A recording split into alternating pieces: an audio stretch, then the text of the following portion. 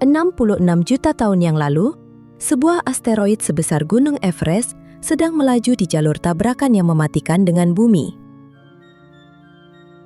Hantamannya begitu dahsyat, hingga memusnahkan reptil raksasa paling mematikan yang pernah berkeliaran di planet kita. Namun, dinosaurus tidak mati hanya karena satu ledakan besar. Tidak. Mereka menghadapi akhir yang lambat dan menyakitkan. Bagaimana peristiwa kepunahan ini memicu tsunami terbesar yang pernah disaksikan bumi? Dan apa yang sebenarnya terjadi setelah reptil-reptil besar itu tiada? Berpeganglah erat-erat. Kami akan membawa Anda dalam perjalanan paling epik dan mematikan dalam hidup Anda. Asteroid pengakhir zaman dinosaurus ini sungguh mengerikan. Tidak hanya berdiameter sekitar 10 km, tetapi juga bergerak sangat cepat. Antara 10 hingga 30 km per detik. Pada titik ini, ia adalah bola api yang membara saat meluncur turun ke bumi. Udara di depannya terkompresi dan memanas hingga suhu yang tak terbayangkan. Sesaat sebelum tumbukan, asteroid itu mungkin sama panasnya dengan permukaan matahari. Begitu memasuki atmosfer kita, batu luar angkasa raksasa ini hanya butuh beberapa detik untuk mencapai permukaan bumi dan mengubah jalannya kehidupan untuk selamanya. Saat asteroid itu menghantam bumi di lepas pantai yang sekarang kita kenal sebagai Meksiko, ia melontarkan puing-puing dalam jumlah besar ke udara. Gelombang kejut yang dahsyat membunuh segala sesuatu yang dilaluinya, dan dari sini keadaan menjadi semakin buruk. Ledakan dahsyat ini melontarkan kepingan permukaan bumi ke atmosfer. Dan beberapa menit kemudian, potongan kaca dan batu yang sangat panas menghujani kembali bumi. Sebagian puing bereaksi dengan atmosfer, menyebabkan hujan asam yang berlangsung selama bertahun-tahun. Daratan terbakar hebat. Kebakaran yang disebabkan oleh dampak dahsyat ini menyebar ke seluruh benua layaknya api neraka, membunuh semakin banyak kehidupan yang dilaluinya. Dan kemudian, tepat ketika Anda berpikir skenario kiamat ini tidak bisa lebih parah lagi, ternyata bisa. Hantaman asteroid ke bumi begitu kuat hingga mengirimkan gelombang kejut ke seluruh planet. Dan semua energi itu harus tersalurkan ke suatu tempat. Inilah saatnya mega tsunami muncul. Dinding air setinggi lebih dari 10 meter berpacu melintasi lautan. Ini bukan tsunami biasa. Ini adalah gelombang yang mencengangkan, 30.000 kali lebih kuat dari apapun yang kita lihat hari ini.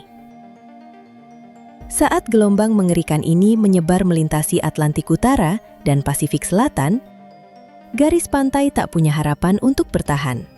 Gelombang itu menghantam dengan kekuatan sedemikian rupa hingga menghancurkan dan membentuk kembali benua. Jika Anda berada di sana untuk menyaksikan kehancuran apokaliptik ini, ya, Anda sama sekali tidak akan selamat. Tapi beberapa dinosaurus selamat. Ya, mereka yang berada jauh dari titik pusat ledakan tidak langsung musnah. Mereka tidak hangus oleh kebakaran hebat dan berhasil menghindari sapuan mega tsunami. Tapi tetap saja, nasib mereka sudah ditentukan. Saat debu mulai turun, itu adalah awal dari musim dingin nuklir. Meskipun bukan senjata nuklir penyebabnya, efeknya sama saja.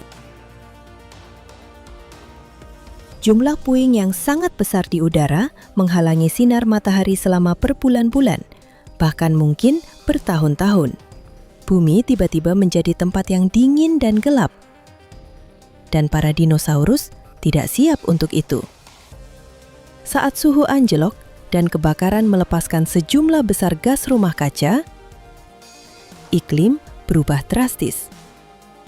Tanaman tidak dapat melakukan fotosintesis dan sebagian besar mulai mati. Hal ini merusak rantai makanan, dan membuat kelaparan banyak hewan yang selamat dari dampak awal. Dan ingat hujan asam tadi? Itu berlangsung selama beberapa tahun, menambah kerusakan pada ekosistem. Lautan menjadi terlalu asam bagi kehidupan laut.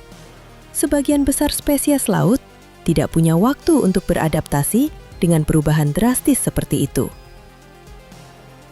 Kondisi keras yang berkepanjangan ini, bersama dengan ledakan awal, mendorong sekitar 75% kehidupan di bumi menuju kepunahan. Kabar baiknya adalah, ini termasuk T-Rex yang mengerikan.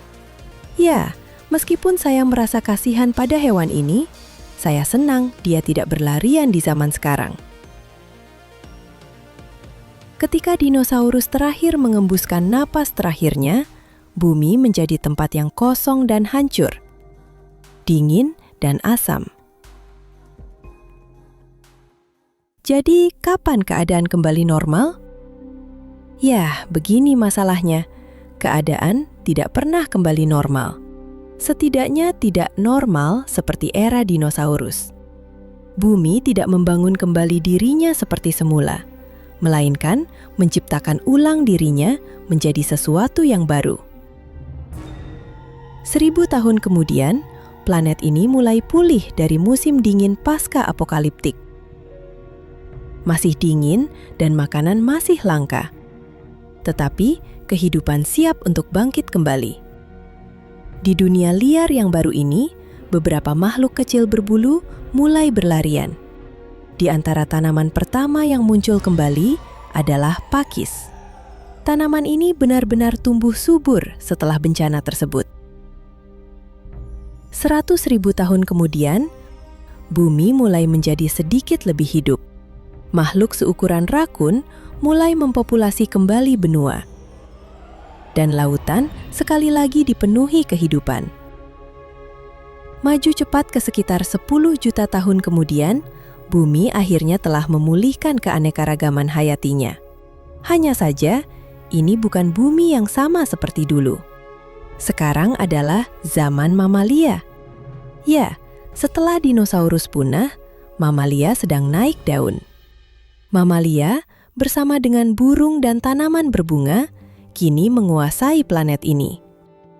Ya, bumi tidak pernah kembali ke wujud lamanya setelah dinosaurus terakhir mati. Butuh jutaan tahun bagi planet kita untuk bangkit kembali dengan cara yang baru. Tapi jangan salah sangka, dunia ini masih cukup menakutkan. Ada binatang buas seperti Paraceratherium yang menjelajahi daratan. Dan megalodon yang menebar teror di lautan. Ya, sungguh demi kebaikan kita bahwa sebagian besar makhluk ini tidak ada lagi saat ini. Anda tentu tidak mau berpapasan dengan seekor megalodon saat sedang berenang di lautan.